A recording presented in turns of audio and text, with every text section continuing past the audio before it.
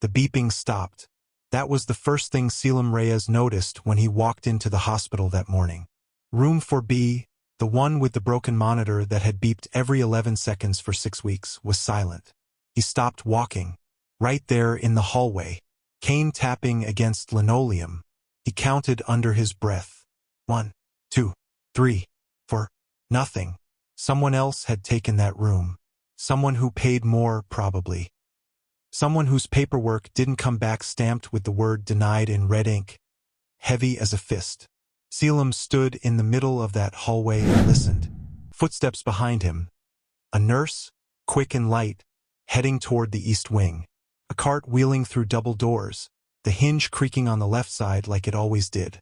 A child crying 2 rooms down. Not Nico. Not today. He exhaled. Hi viewers. Have you ever been in a place where everything looked fine from the outside, but something deep inside you knew it wasn't?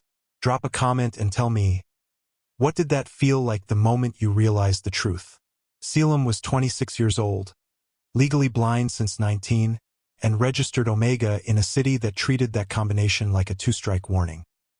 His apartment was 412 steps from the bus stop, 78 steps from the elevator to the 3rd floor, and exactly 11 steps from the front door to the kitchen counter where he kept his medication lined up in order, smallest bottle on the left, largest on the right. He knew the world through sound, through texture, through the way air moved differently near an open window versus a closed door. He had learned to live small, quiet, careful, precise. People didn't notice him, and he had decided long ago that not being noticed was the closest thing to being safe that an Omega like him was going to get. He worked night accounting at Helix Dominion Group, a corporate tower that hummed with the kind of power most people only read about. He came in after the alphas left. He filed numbers no one else bothered to double-check. He left before sunrise and caught the last bus home before the alpha-heavy districts started filling up. He had a system. The system worked. Until it didn't. The envelope arrived on a Tuesday. Plain white. No return address. His neighbor Delia, 62, retired school principal, the kind of woman who knocked twice and waited, slid it under his door with a soft tap and said, "Got some mail for you, baby." He didn't open it right away. He finished counting his medication first. The stabilizers Nico needed cost $417 a month. The oxygen support ran another $280. The specialist visits, the mobility equipment rental, the scent suppressant Caelum had to wear just to pass through certain neighborhoods without getting stopped. It all added up to a number that made his stomach tighten every time he sat at the kitchen table with his braille reader and went through it line by line. He was behind. Not drowning, but behind. He opened the envelope. The braille reader processed it slowly. Policy revision notice. Helix Dominion Employee Medical Program. Effective immediately. He read the next line twice. Coverage for dependent Omega care has been suspended pending program restructuring. No retroactive claims will be accepted. He sat with that for a long moment. Nico was 8 years old. Born premature.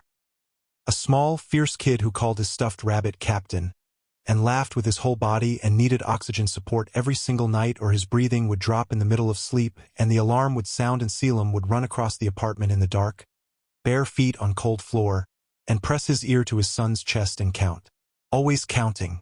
The cost of keeping Nico alive had just been removed without a phone call. Without a warning. Without even the courtesy of a real explanation. Just a policy revision.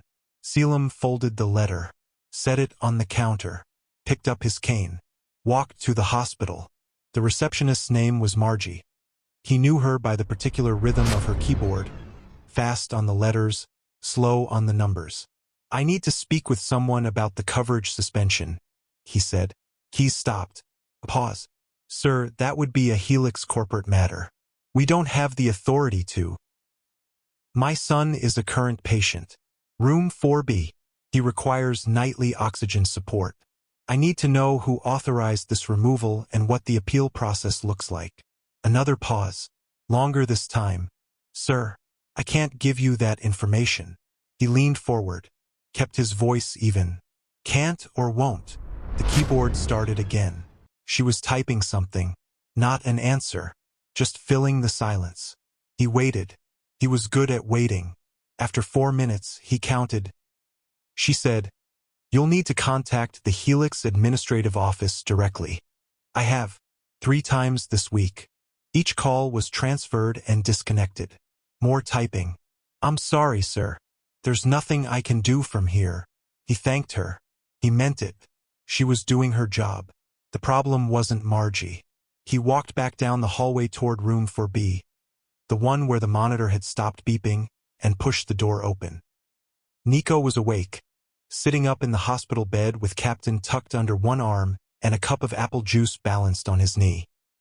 He turned toward the sound of the door, that small, instinctive turn that Caelum recognized in himself, and said, "Dad, you're early. Couldn't sleep." "Me neither." Pause. "The new machine is louder." "I know. I'll say something." "Dad." Nico's voice dropped. 8 years old and already learning how to hold things carefully. "Is something wrong?"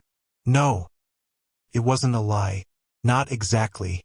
Something being wrong required certainty. What Caelum had right now was more like a feeling. A pressure behind the sternum. The specific kind of dread that comes not from what's happened yet, but from knowing something is coming and not being able to see it. He sat in the chair beside the bed, found Nico's hand, held it. They stayed like that for a while. The new machine hummed. The hallway outside filled with the soft noise of the morning shift starting. Then the door opened. A different set of footsteps. Heavier. Deliberate. Someone who wasn't a nurse, wasn't an orderly. Someone who walked like they had never once in their life been asked to move out of the way. "Mr. Reyes." A man's voice. Not unkind but clipped. Professional. "Dr. Anand asked me to speak with you before rounds." Caelum stood. "About the coverage?" A pause. "About several things." The man lowered his voice. This removal, it didn't come through standard channels. The authorization bypassed 3 levels of oversight. Caelum felt his pulse slow in that particular way it did when something important was about to land. "What does that mean?" The man hesitated. Then, quieter still, leaned close enough that Caelum could feel the heat of his breath. "Mr. Reyes, this removal came from executive authorization. Direct. Personal. Someone at the top of that company signed off on removing your son's coverage by name." The room felt different after that. Not smaller, just heavier. Caelum stood very still. Nico's hand still in his. Captain the Rabbit watching from the bed. He asked the only question that mattered. "Who?" The man didn't answer right away. And in that silence, in the space between the question and the answer that was about to change everything, Caelum understood that what came next was not going to be something he could navigate quietly. The system had stopped protecting him. Whatever came next, he would have to do alone. The termination notice was already waiting when he got home. It was sitting on his kitchen counter, slid under the door while he was at the hospital, same as the first letter, same plain white envelope, same absence of explanation. He didn't need to read it all the way through to understand it. The first 2 lines were enough. Effective immediately. Access to Helix Dominion accounting systems has been revoked. He set the letter down. He stood in his kitchen for 60 seconds. He counted. And then he made himself a cup of tea. This is what most people didn't understand about surviving at the bottom of something. It didn't break you all at once. It wore you in layers. First your options went. Then your voice. Then your anger. What was left, if you were careful, was a kind of clarity. Thin and cold. Useful. Caelum had been working at Helix Dominion for 2 years, 4 months, and 11 days. Night shift accounting, documentation review, cost reconciliation for the group's subsidiary programs. He came in at 9. He left at 4. He touched nothing that didn't have his name already attached to it. He was good at his job. Not brilliant. He didn't need anyone to think he was brilliant. He was consistent, accurate, reliable in the way that invisible people learn to be, because inconsistency gets you noticed, and getting noticed gets you removed. He had stayed invisible for 2 years. Then, 3 weeks before the letter, something changed. It started the way most things start when you're working with numbers at midnight. A line that didn't add up. He almost moved past it. Would have, If the total hadn't been so precise in its wrongness. Not a rounding error, not a transposition, but a deliberate redirect. Funds from the Omega Employee Medical Program, shifted in 3 separate transactions across 6 months, routed through a subsidiary Caelum had never seen referenced in any document before. HVX 7. He flagged it. That was all. He flagged it in the internal system and added a note. Discrepancy identified. Review requested. He didn't think about it again. He should have thought about it again. At Helix, the accounting division sat on the 12th floor of a building that smelled like expensive coffee and industrial cleaner. During the day, it was full. At night, it was just Caelum and whoever pulled the late compliance shift, usually Brennan or Deja, both of whom were polite the way people are polite to furniture. Not rude, just unaware. Sometimes the day staff left things on his desk by accident. Forgotten coffee cups. Notes meant for each other. Once, a birthday card that had been signed by 17 people and addressed to someone named Marcus who clearly had not received it. Caelum would leave them in the same spot and say nothing. They were usually gone by morning. Nobody ever asked. 2 months before the flag, he overheard Brennan joking with someone near the elevator. Something about Omega scent suppressants being sold in bulk now. Practically cologne at this point, Brennan had said, and whoever was with him laughed. Caelum stood 6 feet away and said nothing and kept walking. He knew how to not exist in a room. He had been practicing since he was 16. Sometimes systems don't destroy you loudly. They just stop recognizing you exist. You become part of the background, filed under low priority, low risk, low everything, and then one day you check the file and your name has been quietly removed from the things that kept you alive. No announcement. No confrontation. Just absence where something used to be. The week after he flagged the discrepancy, he noticed the transfers again. Different quarter, same subsidiary. HVX 7. He pulled the linked documents, a dozen pages of dense program language, and read them twice with his reader. What he found was a structure he didn't recognize. Medical funding redirected into trial enrollments. Omega employees from 3 divisions. Participation listed as voluntary. He didn't know what the trials were. The documents didn't say. He flagged it again. The next morning, his system access request was downgraded. He couldn't open the subsidiary file anymore. His document access had been reclassified to level 1. He had been level 3 for 2 years. He noted it. Said nothing. He should have said something. That was the week Nico's specialist mentioned that the quarterly stabilizer order hadn't been approved yet. Processing delays, they said. He called the insurance line. The line was automated. He pressed through 7 menus and reached a recording that told him his file was under review. He called again the next day. And the day after. The 3rd time, the line just disconnected. He spent evenings doing math at the kitchen table. Stabilizers. Oxygen. Specialist visits. His salary, what remained of it after suppression costs and transport and the particular tax category that applied to registered Omegas with dependents. He had a savings account with enough to cover 4 months if he stopped eating anything that wasn't on sale. He started buying off-brand everything. He told Nico they were trying new flavors. Nico, who was 8 and perceptive and quiet in the same way Caelum was quiet, said, "Dad, is money bad right now?" "We're adjusting," Caelum said. "Okay." Pause. "Captain thinks we'll be okay. Captain's very wise." He didn't sleep that night. Now he stood in his kitchen with the termination notice in his hand and the tea going cold beside him and thought about the flag. The quiet flag he had sent into a system no one was supposed to see. Someone had seen it. Someone had traced it back to his workstation, his employee number, his name. And someone, not a process, not a department, not a bureaucratic delay, had personally decided that Caelum Reyes needed to be removed. His job, his son's coverage, both gone. Same week he found the file. He was still holding the letter when his phone buzzed. A message from an unknown number. No greeting, just 5 words. The transfers went somewhere worse. He stared at the screen, not seeing it because he never saw anything, but feeling the weight of those words through the braille reader pressed against his thumb. He thought about flagging it. He almost laughed. Then he set the phone down, poured the cold tea out and made a list. Not of options. He didn't have many of those. A list of facts. What he knew. What he could prove. What Nico needed in the next 30 days to stay alive. 3 items on the first column. 17 on the third. He had never been the kind of person who looked for a fight. But the fight had come looking for him. And whoever had signed the executive authorization, whoever had removed a blind Omega's child from medical coverage by name, deliberately personally, had made a mistake. They assumed he would disappear quietly. He was still counting. The alarm went off at 2:14 in the morning. Not his alarm. Nico's. The oxygen monitor.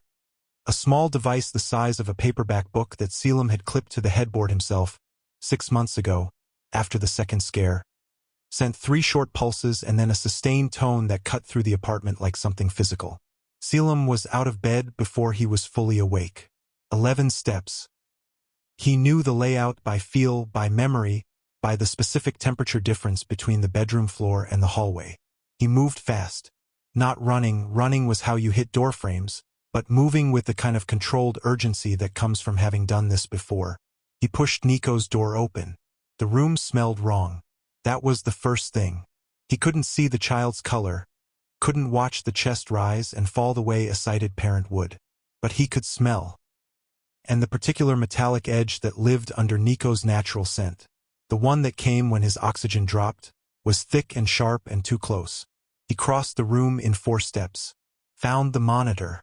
Read it with his fingers, the raised display he had retrofitted himself because the default screen was visual only and he had learned very early not to wait for systems to accommodate him. 81%. He moved to Nico's face, pressed his hand gently to his son's sternum. Felt the shallow pull of breath. Nico. He kept his voice low. Steady. Baby. I need you to breathe with me. A small sound. Not a response. Just a sound. Caelum reached for the emergency oxygen kit he kept under the bed. The one he had purchased himself, out of pocket, because the hospital-issued unit had a 3-day replacement lag, and he had learned not to depend on response times he couldn't control. He found the mask by touch, fitted it, counted. Outside, rain had started. Heavy and sudden, the kind that came off the bay and hit the city like a second thought. Water against the window, street sounds dampening. The world going quieter just when Caelum needed it most. He pressed 2 fingers to Nico's wrist. Counted pulse. Too fast. Too shallow. 83% on the monitor now. Moving up, but slowly. He called the ambulance. The dispatcher was calm. Professional. She asked the right questions and he gave the right answers and she said 8 minutes and he said okay. And he stayed beside Nico and breathed with him and talked. Not about anything real, just words, just sound, just the presence of his voice in the dark room while the rain hit the glass and Nico's chest lifted and fell and lifted again. The paramedics were there in 9 minutes. He counted. They were efficient. They stabilized Nico in the apartment and moved him to the ambulance in just under 4 minutes. Caelum rode in the back. He held Nico's hand the whole way. Nico was awake now. Groggy, confused, blinking in the way he did when the world came back to him slowly.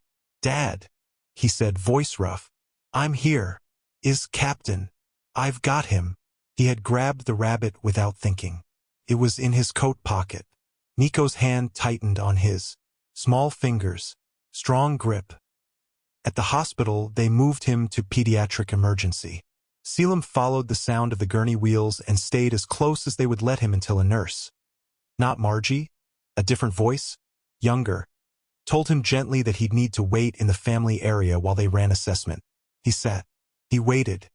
The rain was louder here. The emergency wing had a long wall of windows along the north side. He knew this from the sound. The particular way outdoor rain echoed differently when glass was close and large. He sat with his back to the wall and his cane between his knees and counted the sounds around him. 3 other families. A vending machine that hummed on the exhale. A television in the corner with the volume too low to make out words. An hour passed. Then a doctor, Dr. Mensa, she said, her voice low and precise. Sat beside him and said Nico was stable. The episode was oxygen depletion, likely related to the interruption in his regular stabilizer schedule. They had him on supplemental support and he was sleeping. What interrupted the schedule? Caelum asked. A pause. The pharmacy flagged a coverage lapse. Without authorization from the medical program, they couldn't release the prescription. Caelum said nothing. Dr. Mensa said, "We'll need to arrange alternate authorization before discharge." Without a funding source re-established. How much out of pocket? She told him. He did the math in 4 seconds. He was very fast at math. The number was not impossible. It was close to impossible.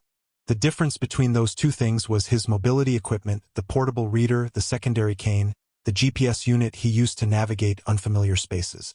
All of it together, sold, would cover the first month. After that, he would be navigating by memory alone. He told her he would arrange payment. She said she was sorry. He believed her. He spent the next 3 hours making calls. The resale service. The equipment exchange. A woman named Portia who ran a second-hand accessibility exchange out of the East Side and who, when he explained the situation in 2 flat sentences, said, "I'll process it tonight without asking for any other information." He would have thanked her more fully, but he was running out of words. By 5 in the morning, Nico was stable, sleeping, with Captain tucked under his arm and the oxygen monitor reading a steady 96. Caelum sat beside him and let himself breathe. Just breathe. Not count. Not calculate. Not plan. For maybe 12 minutes, he just sat in the sound of his son sleeping and the rain on the windows and the distant hum of the hospital moving through its night routines. Then someone stopped outside the door. He heard the footsteps before they slowed.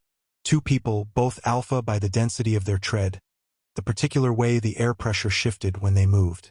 They stopped just outside. Low voices. He caught fragments. Same employee ID. Flag was accurate. The redirect is confirmed. Corporate can't know we're looking. Then silence. Then footsteps walking away. Caelum didn't move. Corporate. The redirect. The flag he had sent into the system 3 weeks ago. Someone else had found the same thing he found. Someone who knew enough to be careful about it. He waited until the footsteps faded completely.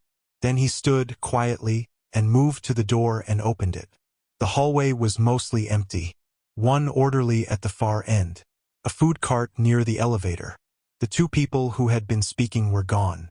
He turned back into the room. Sat again. Looked. In the way he looked, with his hands and his ears and the particular attention he gave to spaces that held things he couldn't see. At his sleeping son. Nico exhaled. Long and slow. Deeply asleep. The rain kept falling. And then, from somewhere just down the hall, a voice. Not directed at him. Quiet enough that it was probably meant for no one. But the hospital acoustics carried it clearly. The Vale Triplets approved the cuts. Caelum's hands went still on his cane. He had heard that name before. Everyone had. The Vale Triplets, Rydian, Torin, Severick, were not the kind of people whose names you forgot. They ran Helix Dominion Group. They had built it from 3 separate family holdings into a single entity that controlled enough corporate infrastructure to make city council members nervous. They were the reason this building had Helix's name on the funding board. They were the reason Caelum had a job to lose. And now they were the reason Nico had almost stopped breathing in the middle of the night. The voice in the hall said nothing else. Caelum sat in the dark beside his sleeping son and understood, with perfect clarity, that being quiet was no longer going to save him. The invitation arrived 4 days after Nico stabilized. Cream envelope. Embossed seal. A letterhead he identified through texture rather than sight. Thick cardstock, raised lettering, the particular density that meant someone had spent real money on the paper alone. Helix Dominion Group. Annual charity gala. Black tie. Wednesday evening. His name, typed correctly with the right accent mark, in the middle of the card. He turned it over. Nothing on the back. He set it on the counter and made coffee and stood in his kitchen for a long time. The invitation didn't make sense. He had been terminated. His access revoked. His son's coverage stripped. There was no version of this that made him a welcome guest at a Helix event. Unless the invitation wasn't a welcome. Unless someone wanted him in a room they controlled. He drank his coffee. He thought about Nico, who was still in the hospital for observation, who had asked that morning, seriously carefully, whether they were going to have to move. Caelum had said no. He had said it the way you say things to children when you are not entirely sure they are true but you need them to be. He thought about the redirected funds. HVX 7. The subsidiary no one could name. The two voices outside the hospital room. The Vale Triplets. He thought about what happened to quiet people who found things they weren't supposed to find and then did nothing with what they knew. They disappeared. Quietly. That was the point. Fear isn't loud. Sometimes it just stops asking permission. It turns into something harder. Something that doesn't wait for a good time or a better option.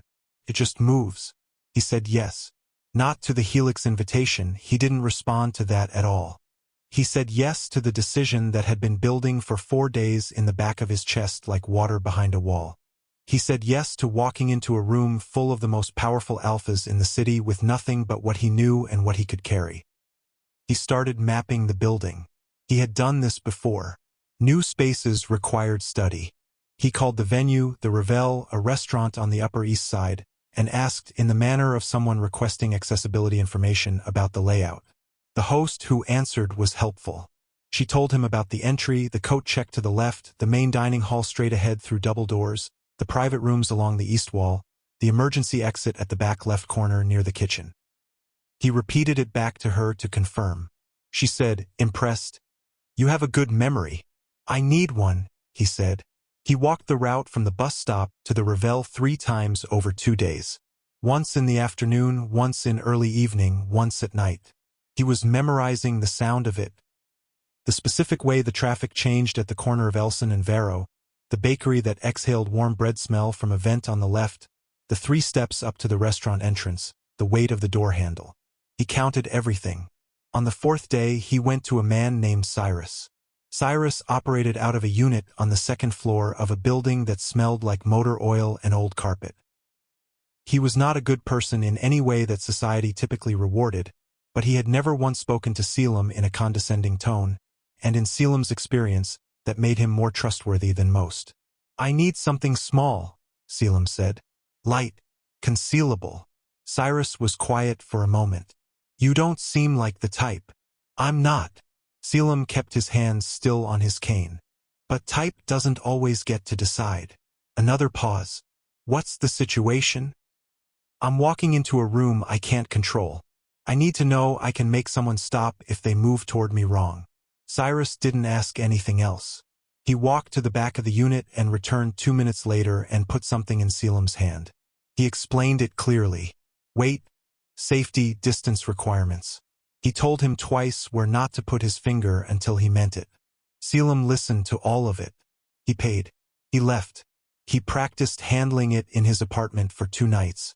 Not shooting. He had no illusions about marksmanship. Just holding it. Learning its weight distribution where the safety was without looking how fast he could find it in his coat pocket. He was not going to a charity gala to commit violence. He was going to stand in a room with the men who had removed his son's right to breathe and make sure that if anyone reached for him, they would have to think twice. Wednesday came. He dressed carefully. The dark wool coat over the collar and tie. Suppressants applied, the good ones, the kind that actually worked. Cane in hand. Phone in the left pocket. The weapon in the right, safety engaged. He rode the bus standing up because he didn't want to crease the coat. At the corner of Elson and Vero he stopped to count. Traffic sounds on his left. Bakery exhale on his right. He was exactly where he needed to be. He walked the last 2 blocks at an even pace. 3 steps up. Weight of the door handle. Inside, the sound changed immediately. High ceilings. Chandelier. He could tell by the faint vibration of crystal when the HVAC cycled.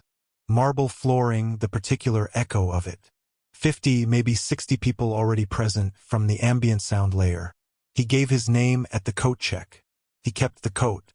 A security guard to his left said, "Sir, we'll need to." "I use the coat for sensory reasons," Caelum said, keeping his voice flat. "It's a documented accommodation." There was no documentation, but the guard didn't know that. A pause. Then, "Of course, sir. Enjoy your evening." He moved into the main hall. Found a position near the east wall, within range of the kitchen exit he had mapped. The air in the room shifted 3 times in the next hour. The first time was when a group of corporate board members entered from the north corridor. He could tell from the tightening in the ambient sound, conversations dropping in volume. The second was when the catering staff changed shifts. A brief wave of cooler air from the kitchen. The third time was different. It was not a sound. It was pressure. The particular atmospheric change that happens when certain alphas enter a space. Dominant, fully presented, not bothering to suppress. The room pulled toward them the way water pulls toward a drain. Voices didn't just lower. They stopped. The Vale Triplets. Caelum's right hand moved to his coat pocket without thinking. And then, from somewhere near the entrance, close enough that he knew it was directed at him, a voice said his name. Not a question. Not a greeting. Just his name, spoken with the particular certainty of someone who had looked at him specifically, who knew exactly who he was, who had walked into a room of 60 people and found him first. His pulse spiked once. He turned toward the voice, and heard 3 sets of footsteps begin moving toward him through the crowd. There was a particular kind of alpha that didn't need to announce itself. Caelum had been around plenty of alphas who led with volume, who filled space with command presence the way some people fill silence with noise, constant, reflexive, almost nervous in its persistence. He had learned to move around those ones early, predict them, step to the side before they noticed him. The Vale Triplets were not those kinds of alphas. They were the other kind, the kind that went quiet when they meant it. The kind whose authority didn't need to be stated because it was already present in every variable of a room the moment they entered it. The air pressure dropped slightly when they walked. Not a metaphor, a literal acoustic change, the way dense presence absorbed ambient sound. Caelum had only experienced it twice before in his life, and both times he had gotten very still and very careful. Now he was standing 12 feet from all 3 of them. The one who had said his name was Ridian. He knew this not because he had been told but because of the particular deliberate calm in the voice, a pace just slightly slower than necessary, each word placed like something meant to be remembered. Ridian Vale was, by everything Caelum had ever heard, the one who talked least and meant it most. "You're not on the confirmed guest list," Ridian said. "Not aggressive, just accurate." "I received an invitation," Caelum said. He kept his weight balanced, both feet even. Right hand loose near his coat pocket. "You received a courtesy notification," said a second voice, warmer, slightly to the left. Torin, the one who laughed easily according to everything the city said about them. Right now he didn't sound amused. "Standard policy for recently separated employees. It goes out automatically. Then consider me automatically arrived." A pause. The third voice, Severick, from further right, said nothing yet. Caelum could feel the weight of his attention anyway. Of all 3 of them, the specific quality of being genuinely looked at by people who were deciding something. Around them, the room had not quite resumed.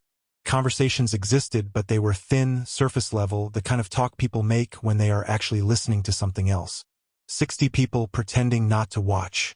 "You should leave," Ridian said, still calm. "This isn't the right venue for whatever you're here to do." "My son is in a hospital bed," Caelum said. He heard his own voice come out flat and even and completely without performance. His oxygen dropped to 81% 4 nights ago because his stabilizer prescription was blocked. The coverage was removed the same week I flagged an internal financial discrepancy. Those 2 things are not a coincidence, and we both know it. Silence. Not the polite kind. The kind that happens when something lands harder than expected. Torin spoke first. "What discrepancy?" Not a question. A demand for specifics. "HVX 7, Caelum said. "Subsidiary account. Omega Medical Funds redirected across 6 months. 3 separate transfers. I flagged it twice. My access was downgraded the same day as the second flag." More silence. This one felt different. Not calculating. Something closer to he didn't have a word for it. Something that wasn't the reaction he had prepared for. "Where did you find that file?" Severick's voice, finally. quieter than the other two, more precise. Standard cost reconciliation. Night accounting. I was doing my job. Your job was accounts documentation for operational divisions, Ridian said. HVX 7 is not in that access tier. It appeared in a standard reconciliation document. I didn't go looking for it. Pause. Then Ridian, closer now, 2 steps, maybe 3. You're blind. It wasn't a question. It wasn't an insult. It was the tone of someone reconfiguring information. Legally, Caelum said. Functionally, yes. Then how did you read the file? Screen reader. Braille output. I read everything they gave me access to. All of it. Every night. Another pause. Torrin said, quietly enough that it was probably meant only for his brothers. He read the whole thing. I read the whole thing, Caelum confirmed. Something shifted in the air. Not better. Not worse. Just different. Like the room's geometry had moved. Then Ridian said, say my name. Ridian Vale. And why are you here tonight? Because I need the coverage reinstated. Because my son needs his medication and his oxygen support and his specialist visits, and I have sold every mobility aid I own to cover 1 month, and I will not be able to cover the next. Because the people who removed it did so deliberately, by name, and someone in your executive structure signed off on it. And because... He stopped. Because he had been about to say something true and very dangerous, and he needed 1 more second. The room held. Because I'm not leaving until someone explains it to me, he finished. The first moment of real silence. Not tense. Just open. Torrin made a sound that wasn't quite a laugh. That's it? That's your play? You walked into a black tie gala and just stood here, Caelum said. Yes. You could have written a letter. I wrote 3. They were redirected. Called a lawyer. Omega Legal Aid has a 14-month wait and no injunctive capability against corporate medical programs. A beat. Filed with the labor board.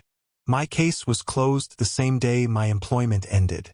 Automated system. Filed within hours of the termination notice. He let that sit for exactly 2 seconds. Whoever did this knew the process. They used it. Total silence now. Even the ambient noise of the room had flattened. Caelum heard a shift of fabric near his right. The sound of someone in a suit adjusting their stance. Then footsteps. Security. 2 sets moving from somewhere behind him, angling in from the sides. He felt the familiar tightening. The specific geometry of being surrounded. His hand moved. 3 things happened very fast. The gun came out of his pocket. Someone in the room made a sharp sound. And Ridian Vale said, clearly and calmly, stop. Not to Caelum. To security. The footsteps stopped. Caelum stood with the weapon raised, not high, not theatrical, just present. Level. Steady. He was not shaking. He had expected to be afraid. He wasn't. I am not here to hurt anyone, he said. His voice was very quiet. The room was very quiet. I drew this because 2 people were about to remove me without an answer, and I will not be removed without an answer. Not again. Not for this. Ridian was close enough now that Caelum could feel the warmth radiating off him. Big. Controlled. Not backing up. You're pointing a gun at the 3 of us, Ridian said. In a restaurant full of witnesses. I'm aware. And you think this ends well for you. I think it ends with an answer, Caelum said. That's all I came for. A long pause. Then Ridian said very low. Not for the room, just for him. Lower it, and I'll give you 1. Caelum's hand didn't move. Shout at me again, he said, just as quietly. And I'll end you. Nobody shouted. Nobody moved. And then, from somewhere beside Ridian, the voice of Torrin Vale, missing entirely the dangerous energy it should have carried, said something that Caelum had not prepared for in any version of tonight he had imagined. Where is your pup right now? Caelum's arm lowered half an inch. Involuntary. What? He said. Your son, Torrin said. Is he alone? It was the wrong question. For everything that was supposed to happen next. The arrest, the ejection, the legal consequences Caelum had already accepted as inevitable. This was completely the wrong question. And it landed in the middle of his chest like something he hadn't been defended against. His son. Not the gun. Not the trespassing. Not the scene in a room full of witnesses. His son. Security stood frozen. The 60 people in the restaurant had gone completely still. Caelum's arm was still raised. The weapon was still visible. And the 3 most powerful alphas in the city were looking at him. He could feel it, not with fury, with something else. Severick spoke last, almost to himself, quiet enough that only the 3 of them could have heard it. We never approved this. Nobody moved. That was the thing that hit hardest. Not the gun. Not the silence. Not even the 60 people frozen mid-breath in a room that still smelled like expensive wine and chandelier wax. It was the stillness. Because Rydian Vale, a man who reportedly had never in his adult life been told to wait for anything, was waiting. Caelum's arm was still raised. The weapon level. His breathing controlled in the way he had practiced. In through the nose. Out slow. Don't let the hand drift. We never approved this. Severick's words were still in the air. Still landing. Caelum turned toward the voice. Not the weapon. Just his face. The specific quality of his attention. Sharp, directed, the kind of focus that sighted people underestimated because it didn't come with eye contact. Say that again, Caelum said. Severick didn't hesitate. The Omega medical removals. The coverage cuts. We never signed off on them. The room was so quiet now that Caelum could hear the faint hum of the chandelier above them. The specific vibration of crystal near heat. He catalogued it automatically the way he catalogued everything. Present. Close. Real. Someone at the executive level authorized it, Caelum said. I was told directly. Someone used our authorization, Rydian said. That's different. Pause on that. Because there is a version of that sentence that is just a powerful man making an excuse. And there is another version, rarer, harder to fake, where the anger underneath the words is not about being accused. It's about being used. Caelum had spent 2 years listening to people in that building. He had learned to read what language did under pressure. The way a voice tightened when someone was performing. The slight over-precision of a lie. The flatness of someone who had rehearsed. Rydian Vale was not rehearsed. He was furious. Lower the weapon, Rydian said. Not an order. Not quite. More like the opening of an agreement. And we'll talk. Right now. Here. Your security is still behind me, Caelum said. Torin. Footsteps to the left. Then a low voice, 2 words. And Caelum heard the security shift. Moving back. Not gone, but back. He lowered the gun. Not all the way. Halfway. Pointed at the floor. Safety still off. Talk, he said. Rydian moved. Not toward him, beside him. The specific positioning of someone choosing not to face down an opponent. Someone choosing to stand next to them instead. That was not nothing. HVX-7 is not a Helix subsidiary, Rydian said quietly. It's a shell. It was embedded into our documentation 7 months ago. We found it 11 days ago. 11 days. Caelum had flagged it 5 weeks ago. You were already looking, Caelum said. We started looking after 3 separate Omega employees filed internal complaints that went nowhere. The complaints were intercepted at the board level. We didn't see them until a junior analyst pulled archived system logs for an unrelated audit. The timeline was building in Caelum's head without effort. Dates aligning. The flag. The access downgrade. The termination. All of it moving too fast, too coordinated to be reactive. They knew I found it, Caelum said. Yes. Before I was terminated. Yes. Who? A pause. Rydian and Torin exchanged something. Not words. Just the particular weight of 2 people deciding how much to say. Severick said it first. Aldrich Bowen. Chief Operations Officer. He's been running HVX-7 as a diversion account for 22 months. The medical removals were a feature, not a side effect. Caelum went very still. A feature, not a cost-cutting measure, not an oversight, not bureaucratic indifference, a deliberate design. Remove Omega employees from medical coverage.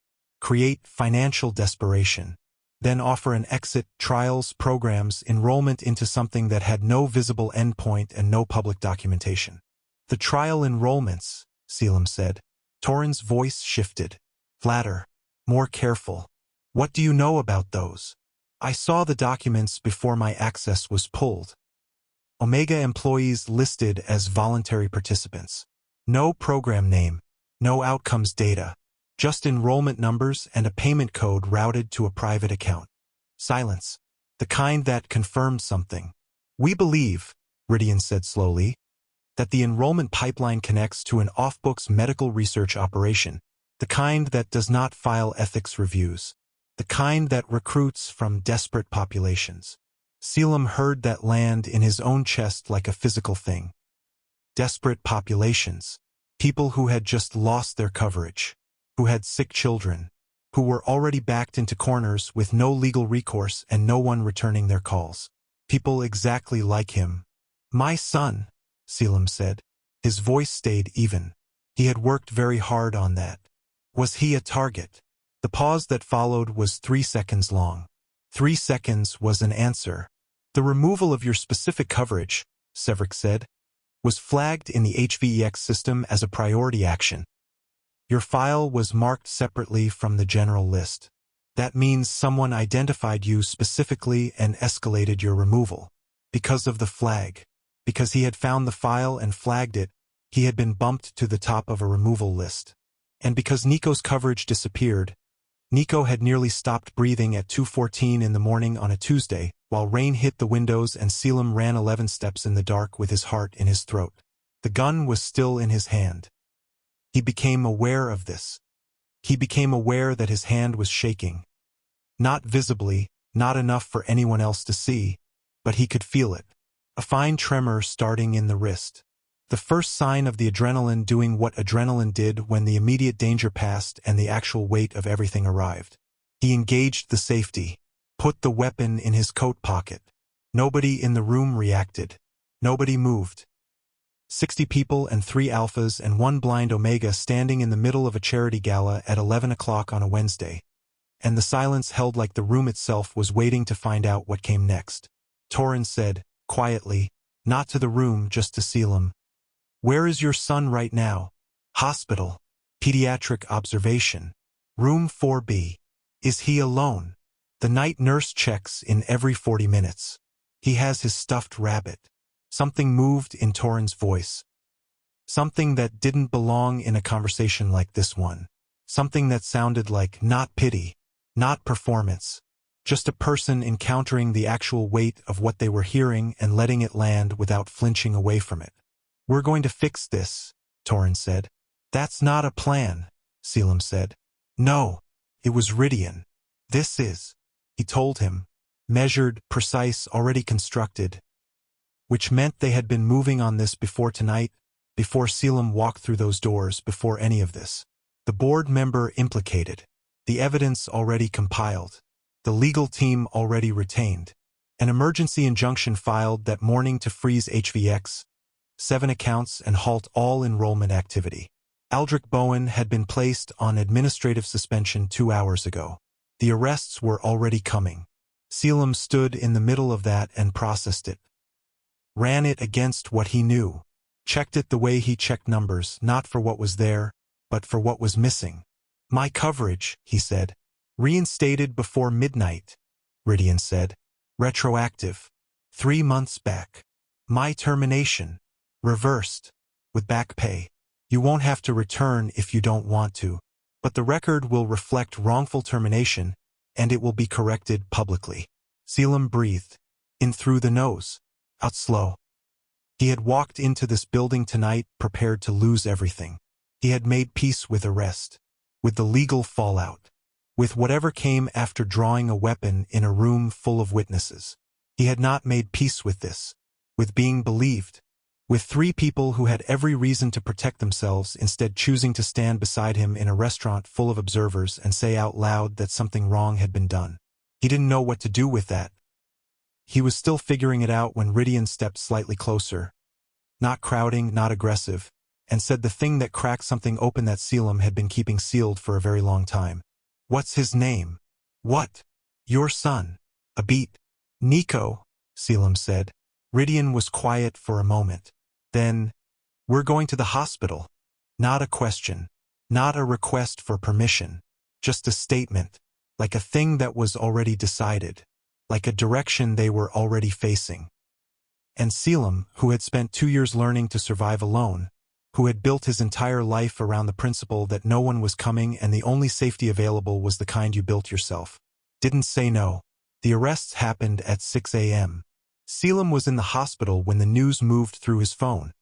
Alerts from 3 different sources, all arriving within 4 minutes of each other.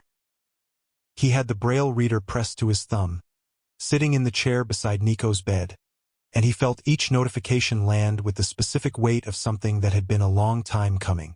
Aldrich Bowen, taken from his home in the Harrow district.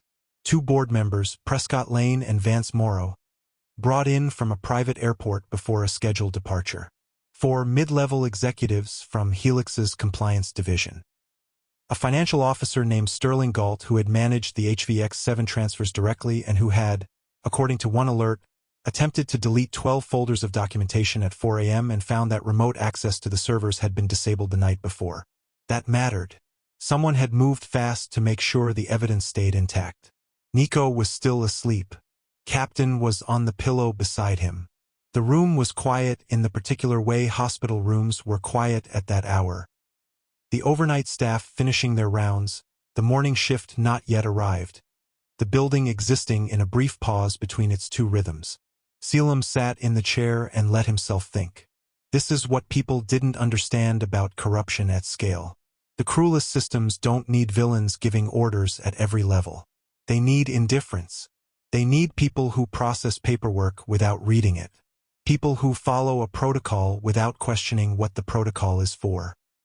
People who see an irregularity and decide that flagging it is more risk than it's worth. That was how 22 months of redirected medical funds went unnoticed. Not because everyone was in on it, because most people had decided very quietly not to look. Aldrich Bowen hadn't needed an army. He had needed a structure that already rewarded people for not asking questions. And he had found one. The thing about HVX7.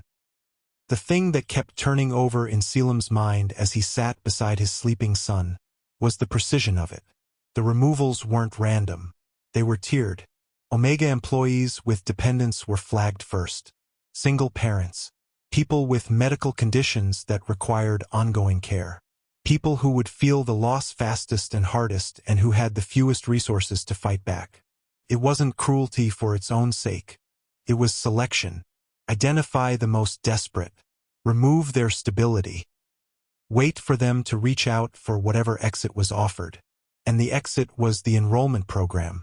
The Helix legal team had, by the time Caelum was reading alerts at 6 a.m., confirmed that the program connected to an off-books clinical research operation running out of 2 facilities, one in the industrial district, one across the state line. Omega participants were recruited under the language of voluntary trial enrollment. What the documentation didn't say, what it was designed not to say, was that withdrawal from the program triggered a secondary financial penalty that effectively made participants unable to leave. It wasn't legal. It wasn't close to legal. And it had been running for almost 2 years inside a corporation whose name was on the funding board of the hospital where Caelum was currently sitting. He pressed his thumb to the braille reader and felt the shape of that. Nico shifted in the bed. A small sound. Not waking. Just moving the way children moved in deep sleep, chasing something in a dream. Caelum reached out and found his son's hand without looking. Held it. "Dad." Nico's voice. Just barely conscious. "Still here." "Okay." Back to sleep. Just like that. The footsteps in the hallway arrived at 7:22. He heard them before they reached the door. 3 sets. He knew the density of each one now, had learned them last night in the restaurant without meaning to. The way you learn things when your attention was always on sound. Rydian, Torin, Severick. They knocked. That was the first thing that registered. They knocked. 3 of the most powerful men in the city, arriving at a pediatric hospital room at 7 in the morning, and they knocked. "It's open," Caelum said. The door swung. The air in the room changed the way it had in the restaurant, that pressure shift, that particular density. But smaller here, contained. They came in without filling the space the way alphas usually did. Like they were adjusting themselves to the size of the room on purpose. Nico woke up. Caelum heard the small sharp intake of breath that meant his son had registered something new and large and was processing it with his eyes wide. "Hi," Nico said, the way 8-year-olds say hi when they are startled but too curious to be scared. "Hi," Torin's voice, softer than it had been last night. The kind of soft that didn't perform itself. "You're very tall," Nico said. A pause. Then what might have been the first fully real thing Caelum had ever heard from Torin Vale. A laugh. Short. Surprised. Like it had come out before he decided to let it. "Yeah," Torin said. "We're working on it." Nico seemed to decide this was acceptable. "I'm Nico. That's Captain." He held up the rabbit. "Captain doesn't talk to strangers, but he's not scared of you." "That's a good sign," Severick said from the doorway. Caelum said nothing. He sat in the chair with his hands on his knees and listened to his son navigate 3 alpha CEOs before breakfast as though this were a completely ordinary Tuesday, and felt something loosen in his chest that had been knotted tight for so long he had stopped noticing it. The triplets didn't stay long. 20 minutes. They spoke to the attending nurse. They spoke to the billing department. He heard Rydian's voice in the hallway, measured and direct, and then the nurse returned with a tablet and confirmed that coverage had been fully reinstated. Effective immediately, retroactive, all pending claims approved and processing. Torin brought coffee from the hospital cafe. He set 1 cup on the table beside Caelum's chair without being asked. Without explanation. Just placed it there and sat down near the window and said nothing. The coffee was warm. The ceramic mug had a slight chip on the rim. Not painful, just present. A small irregularity. Caelum noticed it with his thumb while he drank and didn't know why it made the moment feel more real than anything else that morning. Rydian stayed near the door. Not leaving, not advancing. Just present. Available. After a while he said, "The executives are in custody. The facilities have been shut down. We have a list of all enrolled Omega participants and a legal team contacting each of them today." "How many?" Caelum said. A beat. 47 confirmed. Across 3 divisions. "We think there may be more once we get through the archived files." 47 people. Not one story. 47. "Are you scared?" Lior asked. Ezra had learned, in 6 years of raising this boy, that the honest answer was always worth more than the protective one. "Yes," he said. "But scared and stopped aren't the same thing." Lior held his gaze. "Okay." He went back upstairs. Ezra stood in the kitchen alone. 3 weeks. He went back to the counter. He opened the bakery at 7. He was there when the first customer came in. He was there all morning. He was there when it mattered. In the days between, the bakery kept going. The bread kept getting made. The radio kept playing. The routine held the way good routines hold, not because nothing was wrong but because the routine itself was a kind of statement. He had built this. It was real. It was worth keeping. Soren came in after school each afternoon and narrated his day at full volume from the door to the counter without pausing for breath. Lior came in quiet and sat and did his homework and occasionally asked his father a math question, which Ezra answered honestly, including the 2 times he got it wrong and had to correct himself. Normal things. Things that mattered more than they looked like they mattered. Mrs. Adiz brought her granddaughter in on Wednesday and let her pick out her own pastry, which took 11 minutes and resulted in the selection of a plain croissant, which Mrs. Adiz clearly found disappointing but said nothing about. She paid, left her exact change, and looked at Ezra on her way out with the particular look that meant, "I see what you're doing. I approve." He carried that with him. He carried a lot of things in those 3 weeks. Not all of them heavy. And 3 weeks later, so was everyone else. The courtroom was not dramatic. That surprised people, Ezra thought. They expected something louder. Raised voices. Visible confrontation. The machinery of justice doing something you could point at. What they got was fluorescent lighting, wood paneling, stale air, and a proceeding that moved with the specific unhurried certainty of a system that had survived everything before this and would survive everything after. Castellano's attorney tried 4 motions in the first hour. All 4 were denied. Clean. No argument. Just a judge who had read the documentation and made decisions accordingly. Ezra sat in the second row of the gallery with his hands flat on his knees. Caelum was to his left. Devlin was positioned on the right side of the room. Agent Roya Osei was at the plaintiff's table with 2 colleagues and a stack of documents she appeared to have memorized, because she never looked at them. The courtroom had maybe 30 people in it.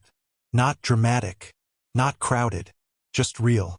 The testimony portion ran 2 days. Ezra took the stand on the second day. He had prepared for this the only way he knew how, in the bakery before opening, talking to the empty room.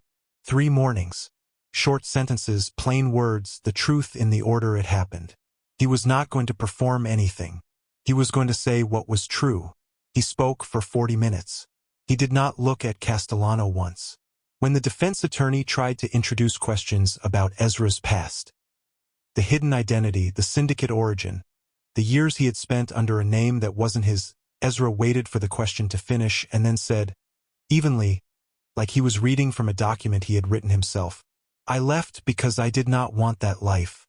I stayed away because I wanted my children to be safe. I came forward because staying away was no longer keeping them safe." A pause. There is no version of those 3 facts that serves your client's argument. The attorney moved on. In the hallway during a break, Devlin said, "That was something. I practiced it," Ezra said. "How many times?" "In the bakery.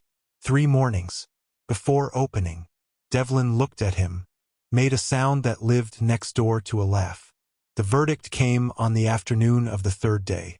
Castellano, guilty on 3 counts.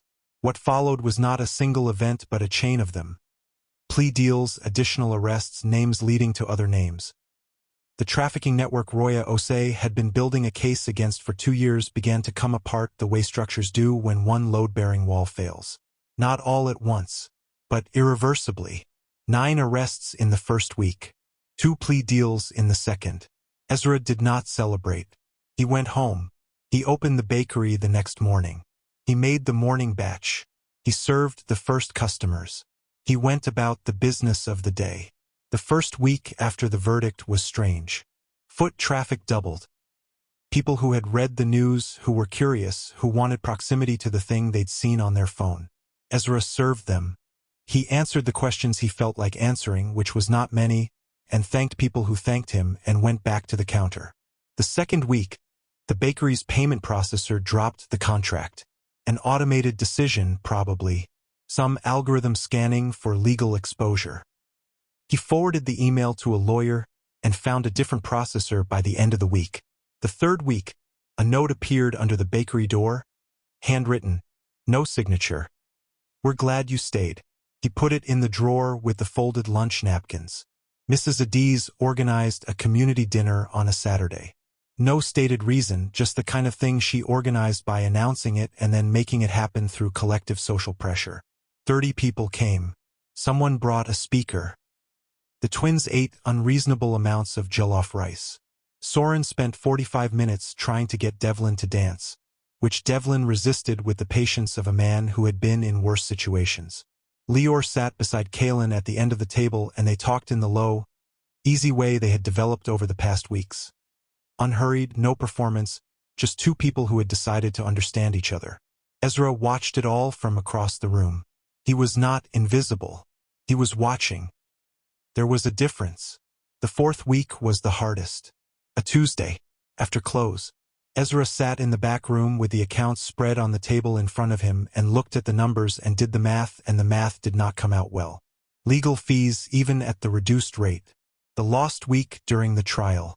The dropped contract and the gap between processors. The numbers were close to a line he could not cross. He sat with that. He sat with it for a long time. Then he put the paper away. He made bread. At noon the next day, Caelum came in and set an envelope on the counter and said, "Don't." Ezra looked at it.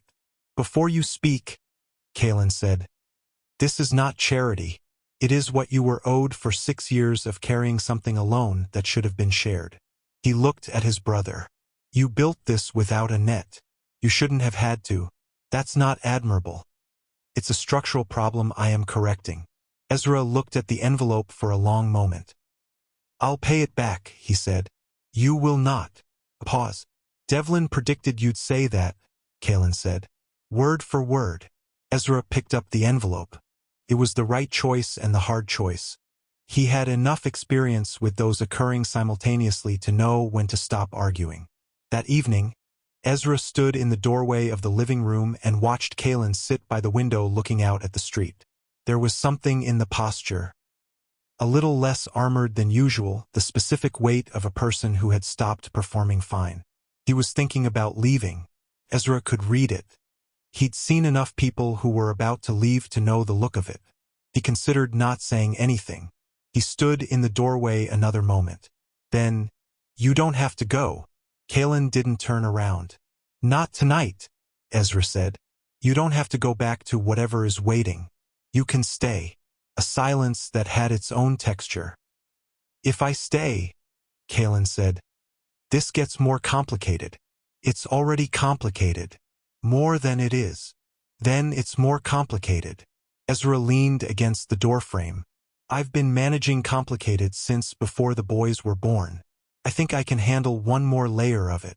Caelum turned then, and the thing on his face was not a performance.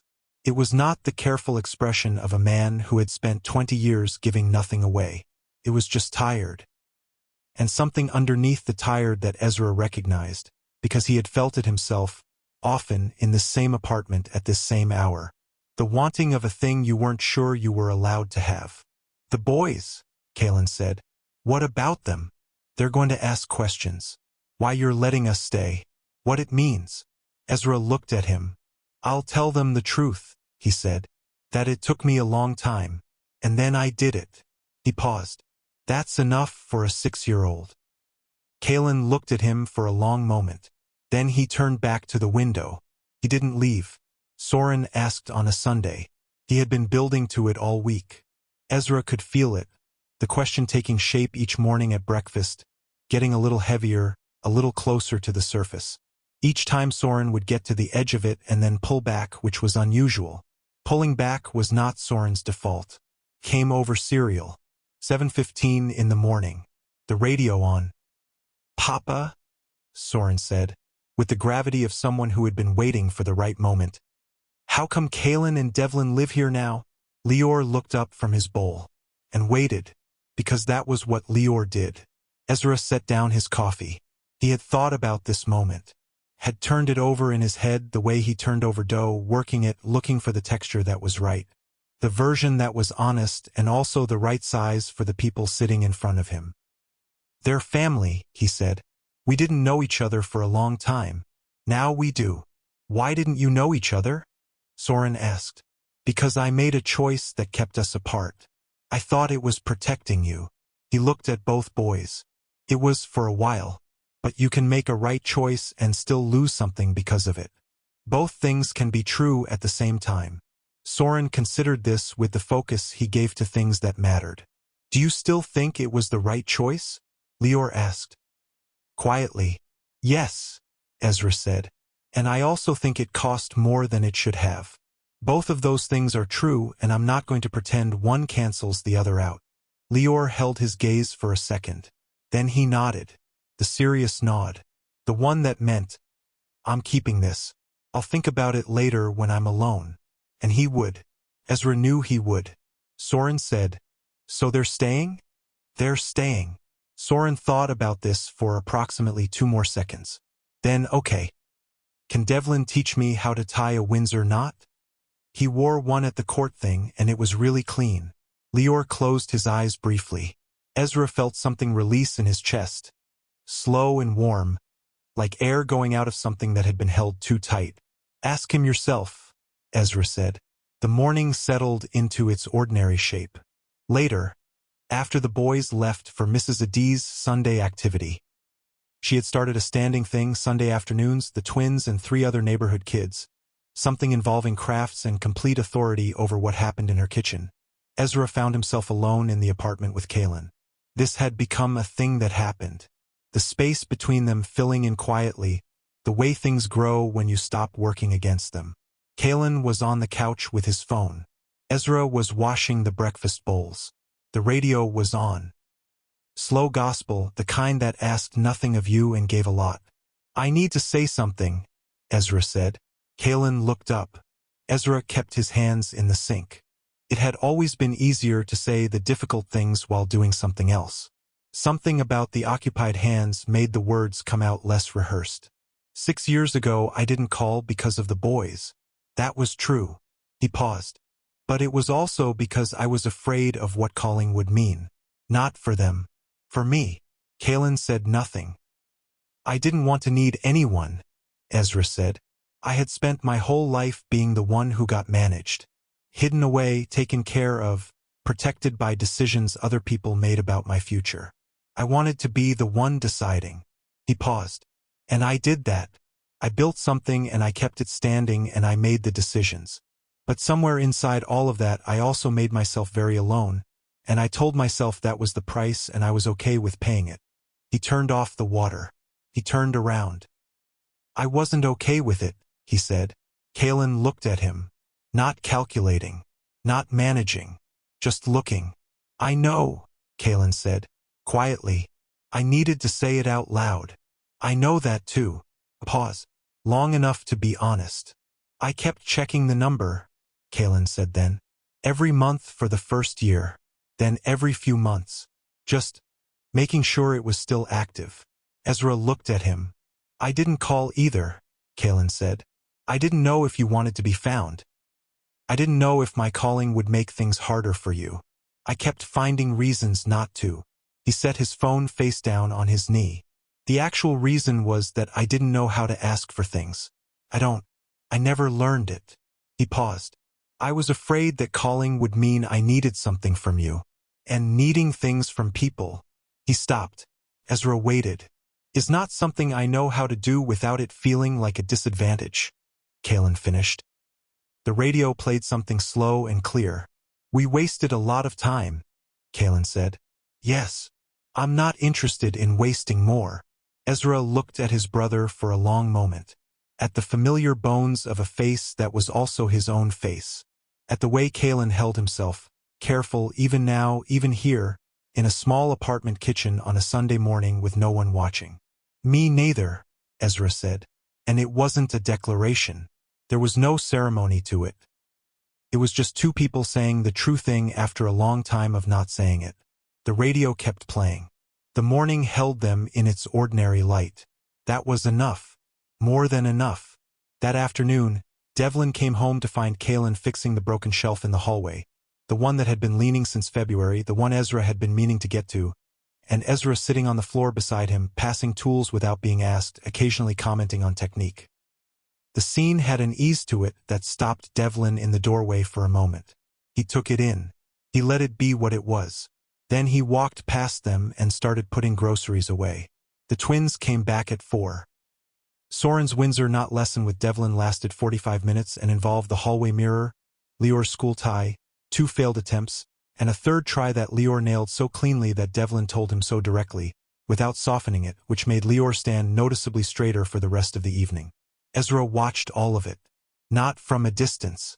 Just watching. Present. There. After the boys were in bed, the apartment went quiet. Devlin in the 2nd bedroom. Caelum on the couch, somehow managing to sleep on a couch designed for someone 8 inches shorter. Ezra stood at the window and looked at the ordinary street below and thought about everything and nothing in particular. He was not hiding. He was not performing safe. He was just standing at his own window in his own apartment, and the city outside was doing what cities did, and his sons were asleep in the next room, and for the first time in a very long time the future did not feel like something he was bracing for. Then 3 knocks at the door. Measured. Official. Not loud. Ezra turned. Caelum was already sitting up on the couch. He was awake, he had been awake. And the look on his face said, "I know who this is." It was not a reassuring look. Ezra walked to the door. He put his hand on the knob. He opened it. 2 people. A woman with a clipboard and calm eyes. A man beside her in a gray blazer. "Mr. Malone?" the woman said. "I'm from the Department of Child and Family Services. We have an order regarding a formal review of the custody and living arrangement of Leor and Soren Malone." She held up the document. Ezra looked at it. He looked at the words. They were the last words he expected. The document was not a removal order. That was the first thing Ezra made himself read. Twice. Standing in the open doorway at 8:15 on a Sunday night, the paper in his hand, his heart somewhere between his chest and his throat. Not removal. Legal guardianship review. Supplemental protective petition. The language was formal and dense, but the meaning came through clean. In the wake of the public exposure, the court proceedings, the documented surveillance of the children, and the confirmed attempt to approach one of the minors, the state had opened a formal review of the twins' living arrangement. Not because of anything Ezra had done wrong. Because of everything that had reached them. Because the court wanted it on record, permanent and protected, that appropriate long-term safeguards were in place. The woman's name was Bernadette Cole. She had calm eyes and the specific manner of a person who had knocked on enough difficult doors to know how to hold a room steady. She explained this in the hallway. Ezra listened. He nodded at the appropriate places. He did not breathe correctly until she said, "We are not here to separate this family. We are here to make it official in a way the law can protect." He breathed. "What do you need from me?" he asked. "A home visit. Documentation review. A formal hearing. Approximately 3 weeks from today." She paused. "The 2 men currently in residence with the children will need to appear as well." From behind Ezra, Caelum said, "That's not a problem." Bernadette Cole looked at him, then back at Ezra. She handed him the packet.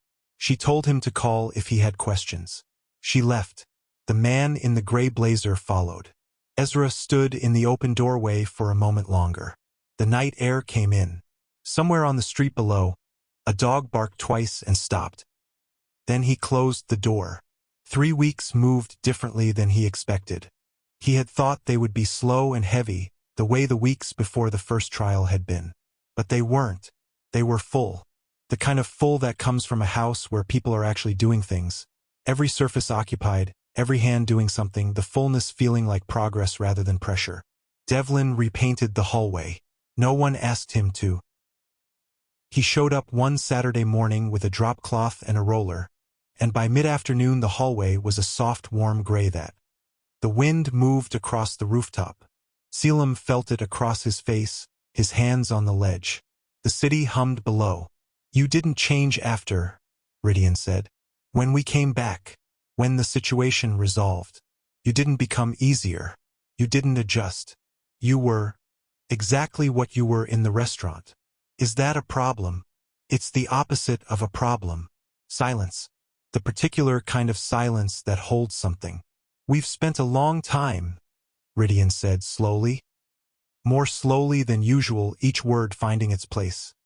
"Being the kind of thing people are afraid of, or want something from, or use as a measuring stick for their own ambition." He stopped, started again differently. "It's easier, usually, to be the thing in the room that doesn't have to be careful, that doesn't have to think about what it costs someone else when you move through a space."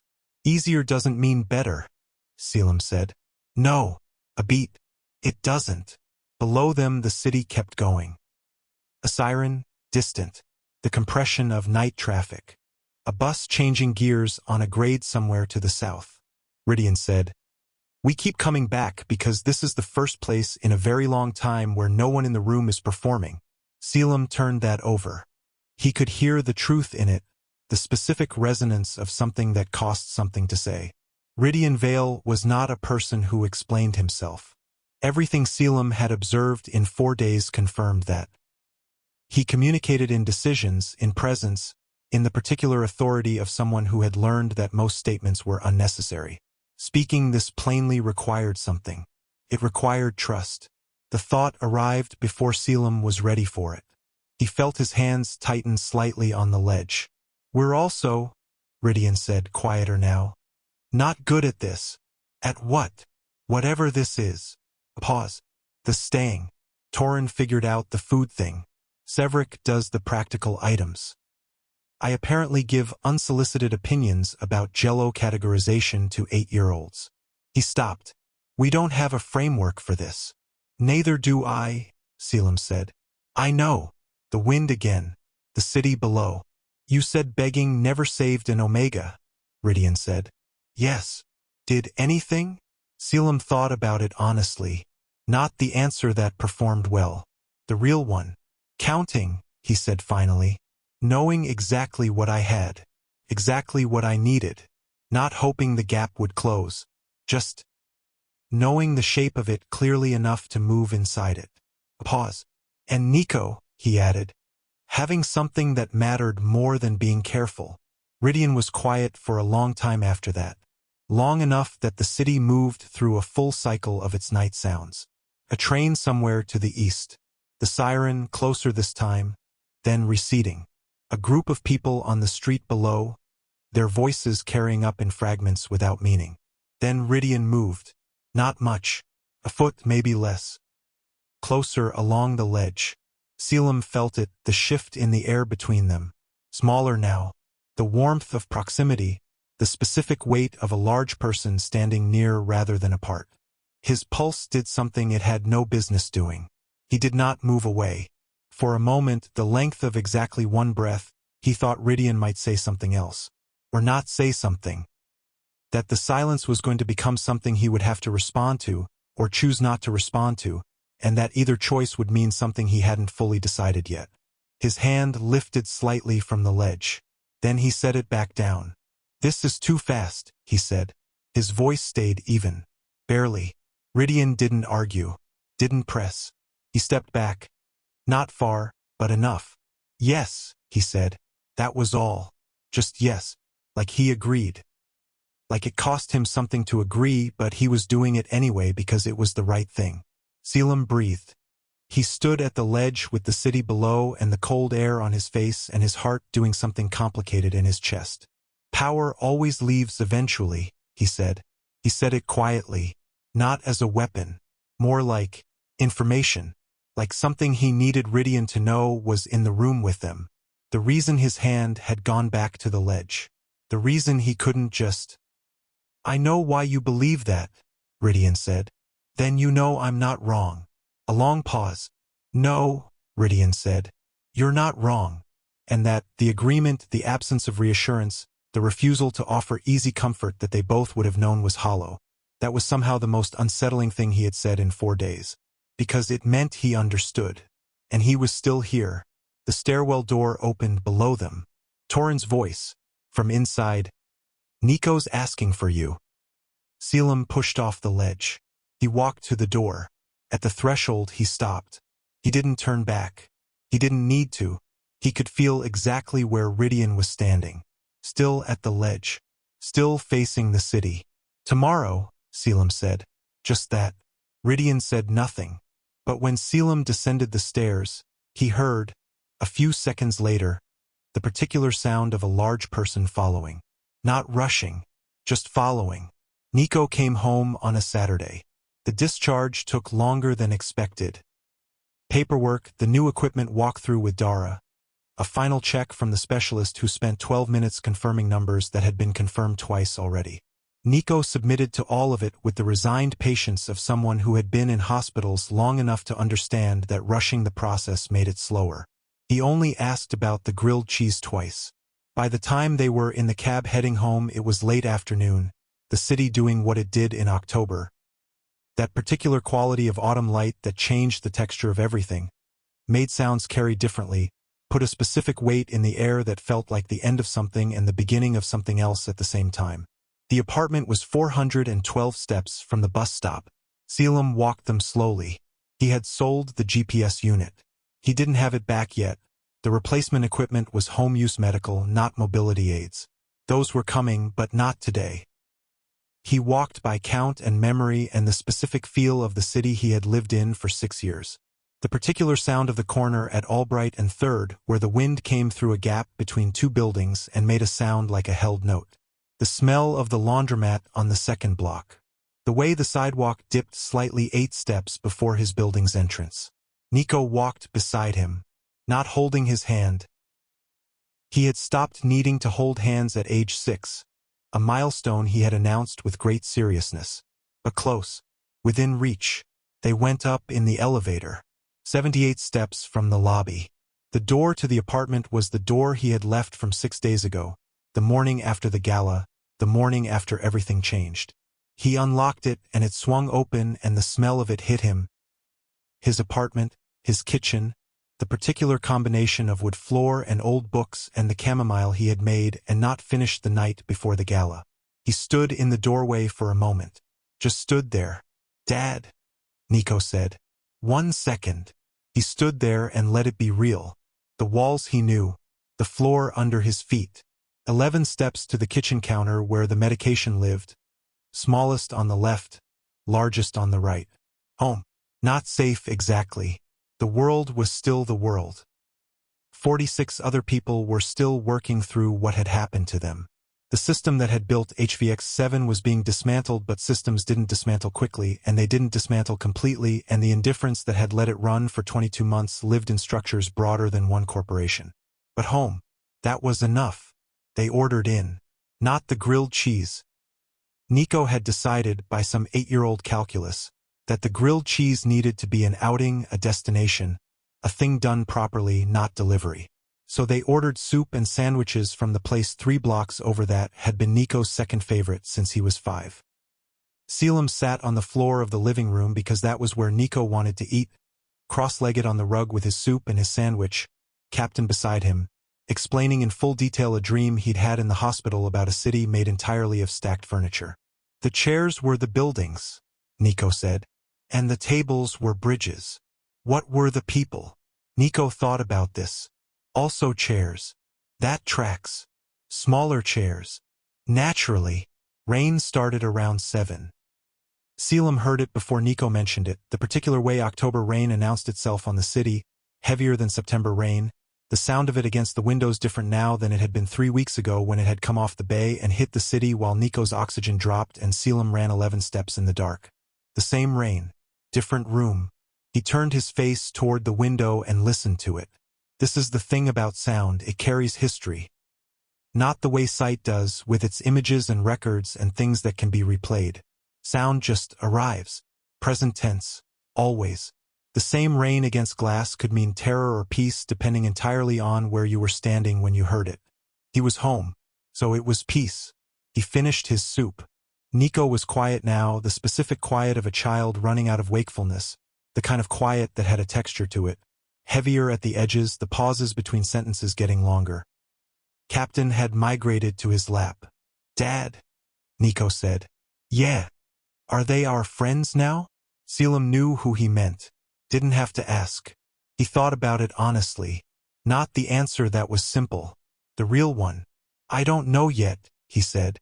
Nico considered this. Captain thinks yes. Captain is an optimist.